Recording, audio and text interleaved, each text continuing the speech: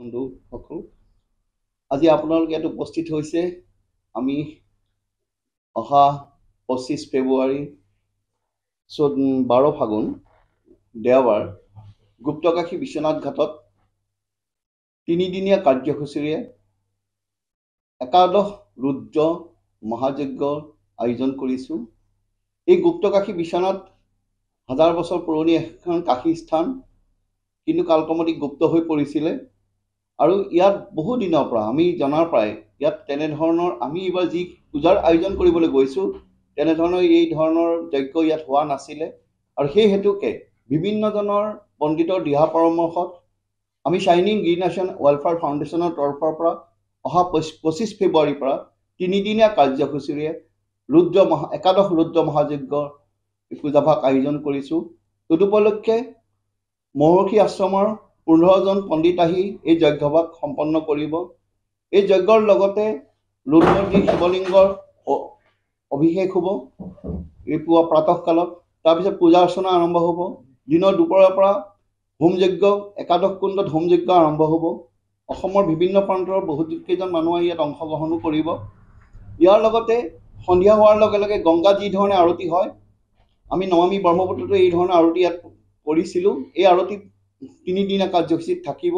আৰু তাৰ লগতে সন্ধিয়া ভাগত ভক্তিমূলক আমাৰ যি ভজন কীৰ্তন হ'ব সেই ধৰণৰ ব্যৱস্থা কৰা হৈছে। লগতে সকলো ভক্তগণৰ কাৰণে প্ৰসাদৰ ব্যৱস্থা কৰা হৈছে। এই গুপ্তকাশী একচুৱেলি আমি এই কাৰ্যসূচী এইকাৰণে হাতত লৈছোঁ। প্ৰথম কথা হ'ল ইয়াৰ এটা গোটেই জেগাখনৰ উন্নত কাৰণে বা জেগাখনৰ এটা ভাইব্ৰেশ্যন বা পজিটিভ এনাৰ্জিৰ কাৰণে এই মহাযজ্ঞভাগ আয়োজন কৰা হৈছে। কাৰণ বিশ্বনাথ ঘাট পৰ্যটনৰ ক্ষেত্ৰতো বহুত পিছ পৰি আছে। আমি যথেষ্টখিনি 2011 চনৰ পৰা প্ৰয়াস কৰি আছোঁ। গতিকে এই যজ্ঞভাগৰ জৰিয়তে যাতে অসমৰ বিভিন্ন প্ৰান্তত বা ভাৰতৰ বিভিন্ন প্ৰান্তত এই খবৰ যাতে গৈ পেলাই পাওক, আৰু সেই উদ্দেশ্যে আজি আপোনালোকক ইয়াত নিমন্ত্ৰণ জনাইছোঁ যাতে এই মহাযজ্ঞ ভাগৰ আপোনালোকৰ এটা প্ৰচাৰৰ ব্যৱস্থা কৰক, যাতে আমাৰ বিশ্বনাথ ঘাট ঐতিহ্যমণ্ডিত বিশ্বনাথ ঘাট গুপ্তকাশী পুনৰ উজ্জীৱিত হৈ উঠক। যি বাবাৰ স্থান, ইয়াত 27খন দেৱ দেৱালয় আছে, এই সকলো দেৱস্থান যাতে আকৌ পুনৰ উজ্জীৱিত হওক। উমাতুমনি যি নদীদ্বীপ আছে, এই নদীভাগতো এটা সুন্দৰ পৰিৱেশ সৃষ্টি হওক। ইয়াৰ লগতে আমি আৰু এটা আয়োজন কৰিছোঁ। আমাৰ বিধায়ক পুঁজিৰ পৰা আমাৰ যি আগতে ব্ৰহ্মপুত্ৰৰ মাজত যি এটা লেম্প পোষ্ট আছিলে ব্ৰিটিছৰ দিনত, সেই লেম্প পোষ্টটো ভাঙি গৈছিলে। পুনৰ সেইটো নিৰ্মাণৰ কাৰণে বিধায়ক পুঁজিৰ পৰা ব্যৱস্থা কৰা হৈছে। সেই লেমৰ যিটো মানুহৰ পোষ্ট হয় তাৰ ওপৰতে আমি এখন হেৰি দি পেলাই এটা পিলাৰৰ প্ৰতিষ্ঠা কৰি এটা বৃহৎ শিৱলিংগ 11 ফুটৰ শিৱলিংগ প্ৰতিষ্ঠা কৰাৰ এটা আমি প্ৰয়াস কৰিছোঁ। কিন্তু তদুপৰি এই ক্ষেত্ৰত এইবাৰ অস্থায়ী ব্যৱস্থাৰে কৰা হ'ব, কিন্তু দুমাহৰ পিছত ই স্থায়ী হ'ব। গতিকে যাতে পৰ্যটনৰ ক্ষেত্ৰতো ই বিকাশ হওক, ধাৰ্মিক ক্ষেত্ৰতো বিকাশ হওক, সেই উদ্দেশ্যৰে আৰু সকলো ভক্তপ্ৰাণ ৰাইজৰ, সনাতন ধৰ্মী ৰাইজৰ যাতে সকলোৰে এটা ভাল এটা অৱস্থাৰ সৃষ্টি হওক, এই পদক্ষেপ হাতলৈ আমি এই মহাৰুদ্ৰ যজ্ঞভাগ আয়োজন কৰিছোঁ। ধন্যবাদ। ব্ৰহ্মপুত্ৰ বুঢ়া লুইতৰ নদীৰ পাৰত আমি এই যজ্ঞ স্থান নিৰ্বাচন কৰিছোঁ। এইকাৰণে কৈছোঁ কাৰণ যজ্ঞৰ কাৰণে বিশেষ বহুল জেগাৰ প্ৰয়োজন। ইয়াৰ লগতে আমাৰ অভিষেকৰ কাৰণে যি আমাৰ শিৱলিংগও অস্থায়ীভাৱে তাত প্ৰতিষ্ঠা কৰা হ'ব।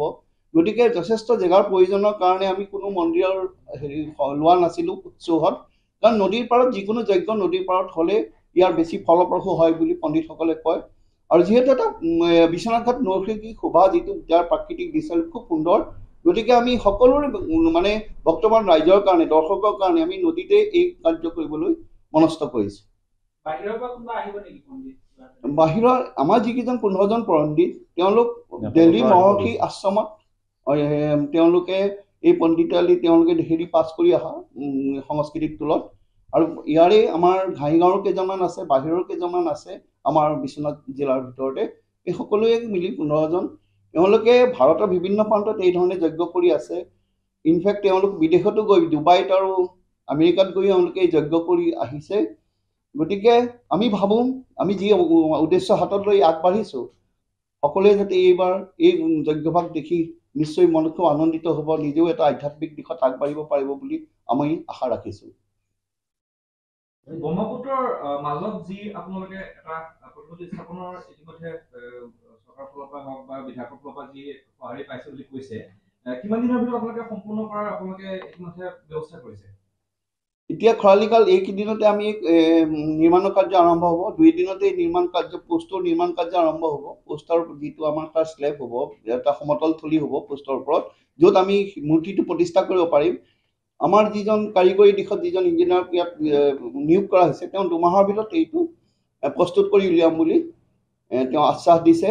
আৰু তাৰ আগতে আমি মানে অস্থায়ীভাৱে লোহাৰ হেৰি কৰি চাং বনাই এই মূৰ্তিটো সেইদিনাৰ কাৰণে আমি প্ৰতিষ্ঠা কৰিম।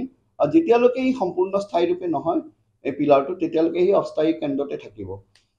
কাৰণ সেই জেগাটো আমি ভাৰতৰ বিভিন্ন স্থানত গ'লে বা হৰিদ্বাৰতে যাওঁ বা য'তেই যাওঁ, আমি দেখা পাওঁ যে এটা বৃহৎ শিৱৰ মূৰ্তি থাকে, সেই শিৱস্থানটোক প্ৰতিফলিত কৰে সেই শিৱৰ।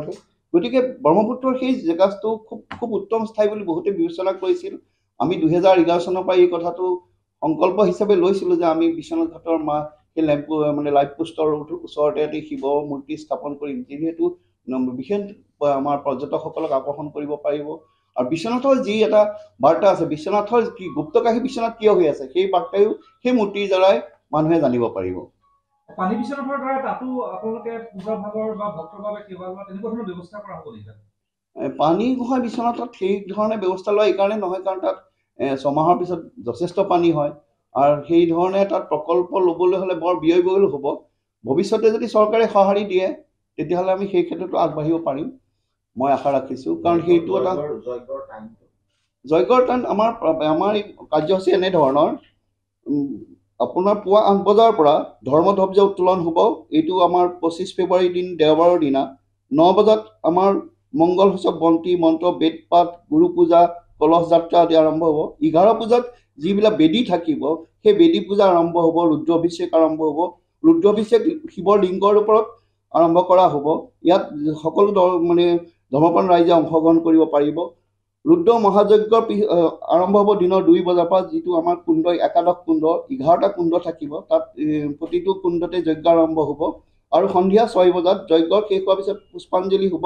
তাৰ সন্ধিয়া 6 বজাত 5:30 বজাত আমি আৰতি অনুষ্ঠান আৰম্ভ কৰিম। আৰু সন্ধিয়া 6 বজাৰ লগে লগে যি ভক্তিমূলক অনুষ্ঠান থাকিব অলপ সময়ৰ কাৰণে, সেই ধৰণে আমি অনুষ্ঠানভাগ প্ৰতিদিনে আগবঢ়াই লৈ যাম। 13 ফাগুন আমাৰ 26 ফেব্ৰুৱাৰীৰ দিনা একেধৰণৰ কাৰ্যসূচীয়ে থাকিব। ই 3দিনীয়া কাৰ্যসূচী লোৱা হৈছে হোমকুণ্ডৰ। এই ধৰণে একাদশ কুণ্ডত আমি 3দিনীয়া যজ্ঞ, অভিষেক আৰু আৰতি ব্যৱস্থা কৰিছোঁ। ইয়াৰ লগতে সন্ধিয়া সময়ত আমি ভক্তিমূলক সাংস্কৃতিক অনুষ্ঠানৰ আয়োজন কৰিছোঁ।